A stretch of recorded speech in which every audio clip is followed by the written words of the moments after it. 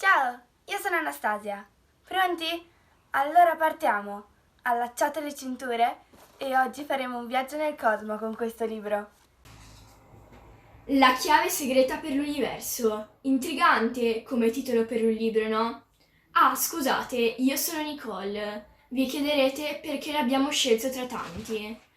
Come vedete, non è un fumetto, ma neanche un libro troppo lungo che magari ti stufi di leggere.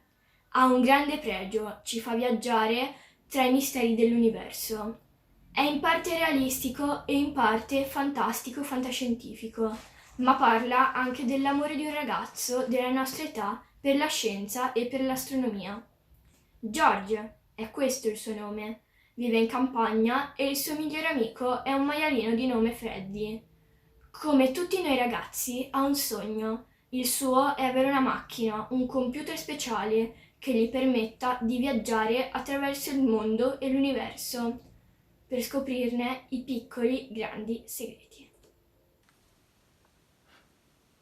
Certo, ora vi chiederete cosa c'è di strano nell'avere un computer. Ce l'abbiamo tutti, però lui non può.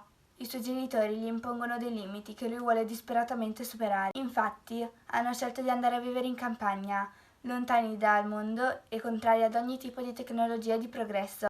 Per fortuna, incontra dei vicini speciali, un astronomo e sua figlia, che gli permetteranno di essere catapultato nel cosmo e di scoprire i suoi segreti. Però, tra questi suoi viaggi astrali, tra una dimensione e l'altra, avrà anche degli ostacoli.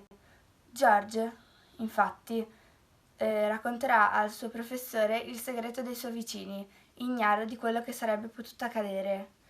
Il nostro George riuscirà alla fine ad avere il suo premio in computer e a salvare questo piccolo grande segreto? Lo scoprirete solo leggendo. Buon viaggio a tutti i sognatori come noi. Buon viaggio a tutti i sognatori come noi.